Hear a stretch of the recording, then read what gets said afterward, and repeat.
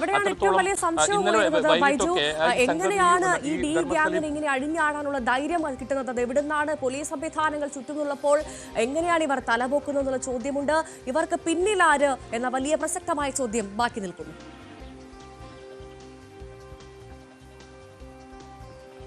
തീർച്ചയായും ധർമ്മസ്ഥല പോലീസിൽ നിന്നും ഏതെങ്കിലും തരത്തിൽ നമുക്ക് നീതി ലഭിക്കും എന്ന് ഇപ്പോഴും കരുതാൻ വയ്യ. ഇത് Mangaluru commissioner, Mangaluru SP K അരുണാണ് കൃത്യമായി എത്തിയതിനു ശേഷമാണ് ഇവിടെ ഈ സമാധാനമുണ്ടായതും ആളുകളെ പിരിച്ചുവിടുന്ന സാഹചര്യമൊക്കെ ഉണ്ടായത്.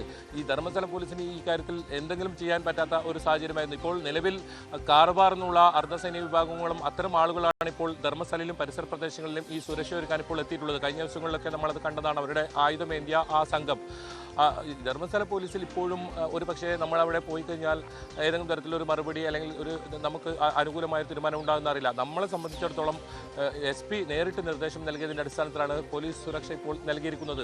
മാധ്യമ പ്രവർത്തനം പോലീസ് സുരക്ഷയിൽ നടത്തേണ്ട ഒരവസ്ഥയാണ് ധർമ്മസ്ഥലയിലുള്ളത്. തനിച്ച് ഏതെങ്കിലും തരത്തിൽ പോകരുതെന്ന ഒരു നിർദ്ദേശം അവർ നൽകിയിട്ടുമുണ്ട്. എന്തായാലും കൂടുതൽ പോലീസ് ഇങ്ങോട്ടേക്ക് വരുന്നുണ്ട്. ഒരു പക്ഷേ ഇന്നത്തെ തെരച്ചിൽ വളരെ പ്രധാനമായിരിക്കും. ഒരുപാട് പോലീസ് സംഘത്തെ ഇവിടെ വിന്യസിച്ചിട്ടുണ്ട്. ഏതെങ്കിലും തരത്തിൽ ഈ തെരച്ചിൽ നടക്കുന്ന സമയത്ത് സംഘർഷാവസ്ഥ ഉണ്ടാകാതിരിക്കാനും അതുപോലെ തന്നെ ഇവിടെ നിയന്ത്രിക്കാനുമാണ് ഈ കൂടുതൽ പോലീസിനെ എത്തിച്ചിട്ടുള്ളത്.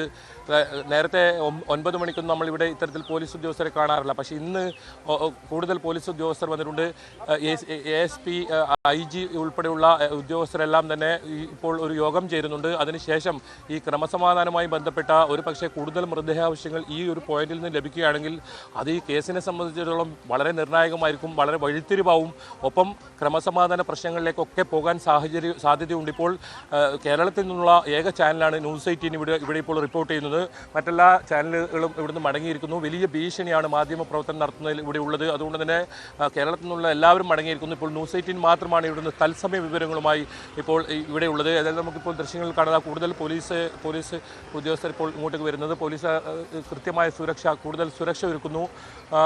കഴിഞ്ഞ ദിവസങ്ങളിലൊന്നും കാണാത്ത രീതിയിലുള്ള ഒരു നീക്കങ്ങളാണ് ഈ 13-ാം പോയിന്റ് കേന്ദ്രീകരിച്ച് ഇപ്പോൾ നടക്കുന്നത്. ഒരു പക്ഷേ ഇന്നലെ വൈകിട്ട് ചേർന്ന യോഗവും ഇന്ന് രാവിലെ ഇപ്പോൾ ചേരുന്ന യോഗവും അതിൽ പല തീരുമാനങ്ങളും എടുത്തിട്ടുണ്ടാകും. ഇവിടെ നിന്നും കൂടുതൽ മൃതദേഹാവശ്യങ്ങൾ ലഭിക്കുമെന്നുള്ളതുകൊണ്ടായിരിക്കാം ഇത് ഏറ്റവും അവസാനത്തെ പോയിന്റായി മാർക്ക് ചെയ്തിട്ടുള്ളത്. 3 ദിവസമായി ഇവിടെ പരിശോധന നടത്തുമെന്ന് പറയുന്നു, പക്ഷേ പരിശോധന നടത്തിയില്ല.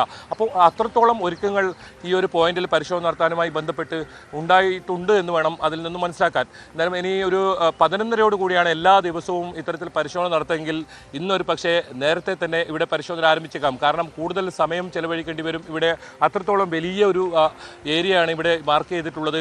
ഇത് ഞാൻ നേരത്തെ സൂചിപ്പിച്ചതുപോലെ തന്നെ അതാണ് സ്നാനഘട്ട എന്ന് പറയുന്ന സ്ഥലം.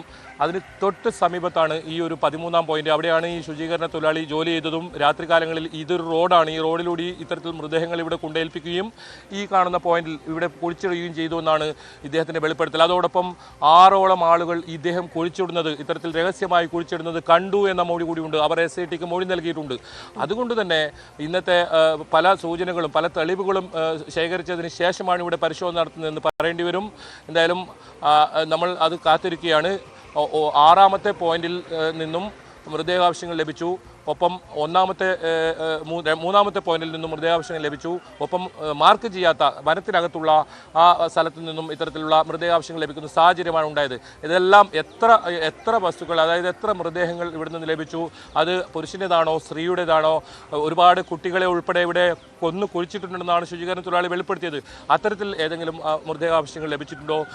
നേരത്തെയൊക്കെ നമ്മൾ റിപ്പോർട്ട് ചെയ്തത് അനന്യ ഭട്ടിൻ്റെയാണ്. അനന്യ ഭട്ടിൻ്റെ മൃതദേഹം സമാനമായ രീതിയിലുള്ള മൃതദേഹം കുഴിച്ചിട്ടുണ്ടെന്നാണ് ഇദ്ദേഹം മൊഴി നൽകിയത്. അങ്ങനെയെങ്കിൽ അത്തരം അനന്യ ഭട്ടിൻ്റെ മൃതദേഹാവശ്യങ്ങൾ ലഭിച്ചിട്ടുണ്ടോ? വളരെ നിർണായകമാണ്. ഇനി അതിൻ്റെ പ്രധാനപ്പെട്ട ഘട്ടത്തിലേക്ക് ധർമ്മസ്ഥല ഈ ആക്ഷൻ പോകുന്നു എന്ന് വേണം പറയാൻ. ഭവ്യ, തീർച്ചയായും ബൈജു, പറയാനുള്ളത് ഇത്രമാത്രമാണ്.